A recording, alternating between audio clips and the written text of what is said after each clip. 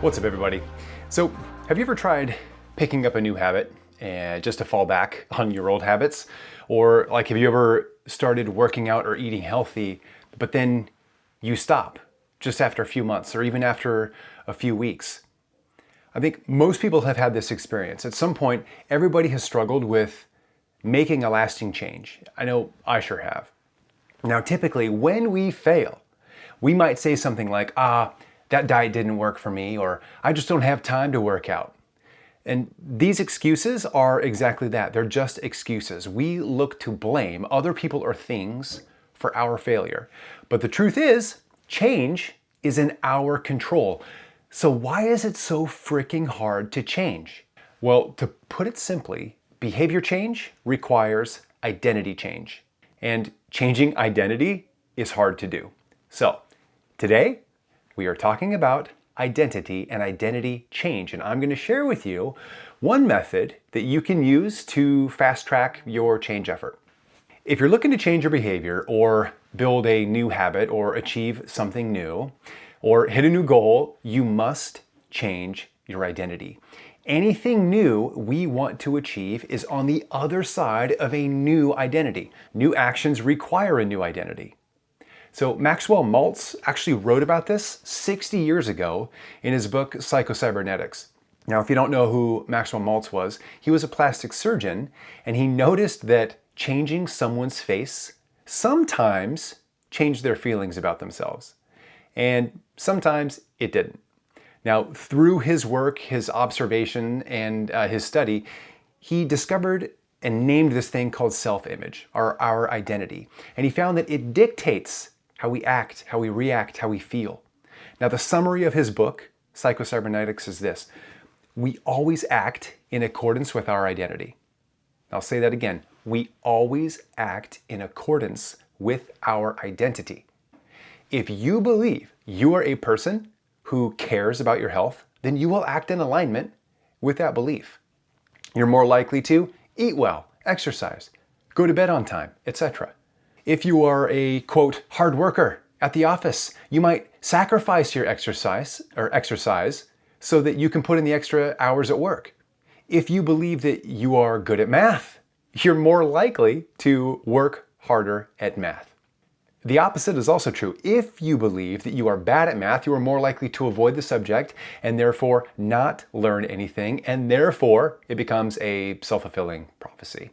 Now, I remember hearing this story that was shared by a guy named Trevor Moawad.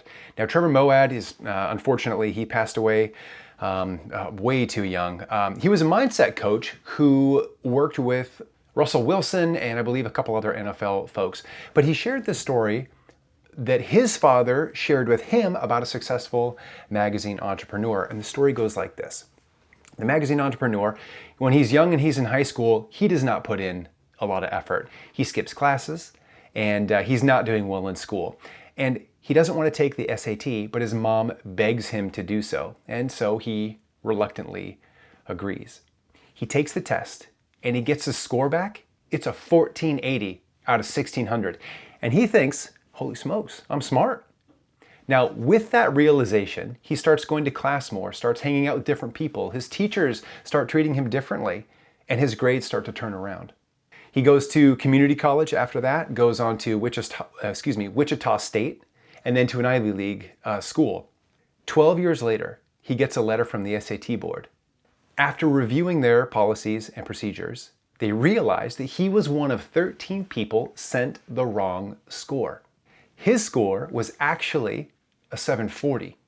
Now, what do we take from this story? Did the test score somehow change this man's life? It wasn't the score's impact on him getting into college. It was the score's impact on his own belief. He started acting like someone who would get a 1480 on their SAT. And with that new identity, everything changed for him. Identity and behavior go hand in hand. Now, knowing this, we can create and leverage a new identity to kickstart our behavior change. We can make up a new identity, one aligned with who we want to be. And then we can go out and embody that version of ourselves and see the changes that we want to see. As another example, we see this in superhero stories and movies all the time.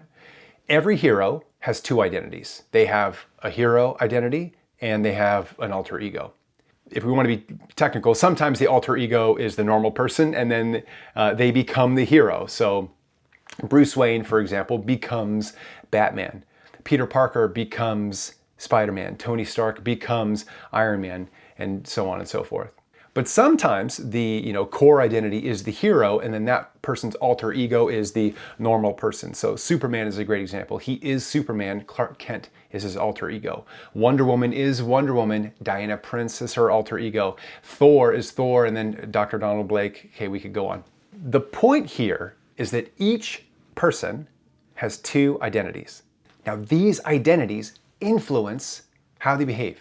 So, for example, Tony Stark, when he's not Iron Man, when he is Tony Stark, he is pompous, selfish, and arrogant. But when he is Iron Man, he is self-sacrificing and protective. Clark Kent, unconfident, he fumbles his words. But Superman, on the other hand, is confident. He speaks clearly and he knows what he wants. Each character's behavior is influenced by the costume that they're wearing at that moment, the identity that they are in. Are they in a normal human costume or a hero costume? Are they wearing their normal identity or their alter ego? Many modern legends and high performers have or had alter egos. Kobe Bryant had the alter ego of the Black Mamba. Beyonce had or has Sasha Fierce. Bo Jackson, he had an alter ego of Jason, the villain from the Friday the 13th movie. Their alter egos allowed them to perform with more confidence, with more precision and excellence. Now, these alter egos are actually explained in a book by Todd Herman called The Alter Ego Effect. It's a great read, highly recommend it. But these individuals wanted to get different results. They wanted to perform better, so they created and embodied a different identity, an alter ego. So, let's just say this simply. If you are not getting the results that you want in your life, then you are not taking the necessary actions to get those things. And when you are not taking the necessary actions, it's because of your identity. Personally, I struggled with this for a long time when building my coaching business. I knew I needed to go out and talk to more people to build up my clientele. But the identity, the image that I had in my mind of this process was one of a door-to-door salesman. And I did not have the identity of a door-to-door salesman. I didn't see myself as that person, so I chose not to take action, at least not to the level that I needed to be successful. Just like Beyonce created Sasha Fierce to help her be more confident on stage, we can create an alternate identity to help us perform as well. So by learning to create a new identity, we can fast track our ability to hit our goals and achieve more. Now you may be thinking, I don't even know where to start with this. But let me ask you, are you the same person at home as you are at work? Or do you tend to be more relaxed at home and more professional at work? Or vice versa? Now, you might be a total hard ass while at work and yet be a total softie when you're around your kids. You might be socially reserved when meeting new people, but socially gregarious when with close friends. Why is that? It's because you are a different person in these different scenarios. You put on a different identity or a different persona. What we need to do is be more intentional about the identity we choose in the arenas we want to grow. Okay, so how do we do this? Well, there is a 5-step process that you can use to create an alter ego to help you level up your performance. By the way, these steps have helped me perform better at all kinds of things, from being a manager to cage fighting, to being a dad and public speaking. You can do this too, okay? So let's dig in. Step number 1, we have to choose the arena. When we are looking to level up our performance, we have to choose where are we going to focus. Generally speaking, we have 3 realms of performance, or 3 arenas. We have our personal realm, we have a professional realm, and then we have a relational realm, or we could call this a familial realm as well. The personal realm is all of the things that we do for ourselves. So learning, exercising, hobbies, skill building, etc. This is our personal realm, personal performance. The professional realm is all about our work life. And the relational realm includes all of the relationships that matter to us. Now, we could also call this the familial realm, but take it as you like. With these realms come different goals, different expectations, and different actions, and therefore different personas. We bring different identities to these roles. For me, when I'm at work, I am not the same person that I am when I'm with friends. I bring the same values, I bring the same positive energy, but I bring a more professional persona, a professional identity. Now, in your personal life, you may want to be more focused, more fun, more physically or fiscally fit. In your professional life, you may want to think bigger, faster, lead with more vision. Different realms equal different goals, and different goals require different actions require different feelings, thoughts, beliefs, different identities. Now, there may be some crossover between realms, and your identity may not shift in some grand way between arenas. You probably care about being honest or bringing your integrity to every arena that you're in, or you may want to be more present in both your professional or familial area, or you may want to be more disciplined. All of that is fine. But when we're working on improving our performance, choosing a single area or a single arena can create focus. Also, you can zone in on a specific aspect of that arena. So for example, you might want to be more inspiring or be a better speaker. At home, you may want to be a better parent or spouse. Just whatever it is, pick one specific area. Once you do that, you've chosen your arena, then we move on to step 2. Step 2 is defining the ideal. The ideal is that future version of yourself that is peak you. It is the heroic version of you. Now, for our efforts, we want to constrain our ideal to our specific arena. For the realm you are focusing on, start by creating clarity on what greatness looks like for you. What do you want to accomplish? What do you want to feel, do, choose, etc.? How do you want to act? What outcomes do you want? What is it that you want? This stage is all about defining the ideal outcome and creating clarity. It's very important to be intentional about this stage. So write this down. Get this out from just your mind. Do not let these desires stay in your head. You must externalize them. Create as much clarity as you can. What does success look like, feel like, sound like, smell like? After creating this clarity, we then move to step 3. Step 3, identify your heroic traits. Ideal outcomes require ideal actions. We need to identify the personality traits that are aligned to the ideal or to the hero in your chosen arena. Now, the question to ask here is, who do I need to be to get the results that I want? For Beyonce, Sasha Fierce needed to be energetic and fearless on stage. For you, for example, if you want weight loss in the personal realm, maybe you need the traits of discipline, organization, and grit. Now, with those traits, you will be the type of person who wakes up early, hits the gym, has self-control at mealtime. In your professional realm, you may want charisma, creativity, or better articulation. In your familial realm, you may want more patience, presence, etc. I'll repeat a theme of this talk to help you remember. Our outcomes are a result of our actions, and our actions are a result of our identity. Different outcomes require different actions, require different identities. Now, if you're having trouble identifying ideal traits, start by thinking about someone who already has what you want or is already achieving what you want to achieve. Then think of the actions that they take and the traits that they have that support that action. As a crazy example, do you want to build multiple billion-dollar businesses? Then think of Elon Musk, because he built Tesla and SpaceX. Or the late Steve Jobs, who built Pixar and Apple. What traits do they have? Or did they have? Rest in peace, Steve. Well, they're workaholics. They're obsessed. They're firm. They have high expectations and high standards. Do you want to look like a fitness model? Well, we know what fitness models do. They're consistent. They're disciplined. They're sacrificing. They are relentless. Think about your ideal performance and the outcomes in your arena and write down the traits that you need to create the outcome that you want. Think of who you need to be. Then move on to step 4. Step 4 is embody the ideal. This is about becoming that heroic version of yourself. It means trying on our alter ego and then acting as if we were that person. I mean, it's like playing pretend, but for adults. Embodiment is acting as if you are already that person who is the ideal. This is not faking it until you make it. It's act as if. Slight tweak of words. So consider this. That ideal version of you. How would that version of you walk, talk, sit, or think? How would that version of you talk to yourself? How would the ideal walk into a boardroom? How would you greet other people? How would you order coffee?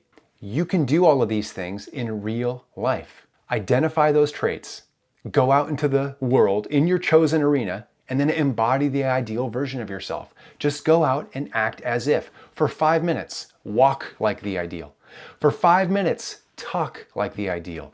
Listen to people like the ideal. Order food like the ideal. Embody your heroic traits and act as if, play pretend, it's fine. Now, why is this important? Well, one, because we learn by doing. We can't just think of this stuff all day and expect change. We need to do. Also, when we embody our ideal, we are mentally hijacking our fears, quieting them down, and then giving ourselves permission to act differently. We learn, we experience, and our repeated actions become our new reality. James Clear wrote about this in Atomic Habits. We take a small action over and over, and that small action becomes our reality, which becomes our identity. But we can take massive action by embodying our full ideal. As an example of this, check out Austin Butler's voice before playing Elvis and then after playing Elvis. Elvis became part of his identity. His identity evolved, at least that's what it looks like. But for you, notice how you feel when you act in alignment with your ideal self. Notice how people respond. Notice your self-talk. Now, if you need help stepping into that ideal version of yourself, Todd Herman has a great piece of wisdom to kickstart this process. He advises creating a totem. So what is a totem? It's a thing that we hold on to. It's a piece of clothing, something physical that when we put it on or when we hold it, we become that alter ego. This is like a trigger, like when Clark Kent runs into a phone booth and he comes out as Superman. Maybe you put on a hat or a jacket or a ring, but consider, what could your totem be? How could it trigger this identity shift for you?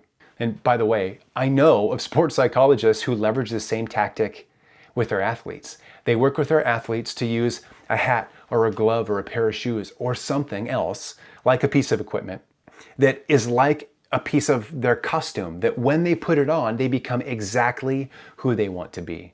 There's one more step. Step 5, we crush the enemy. No matter what you do, you will always have that little voice in your head telling you what you can't do, shouldn't do, will not do. This voice, this inner critic, this is your enemy. Everyone has it.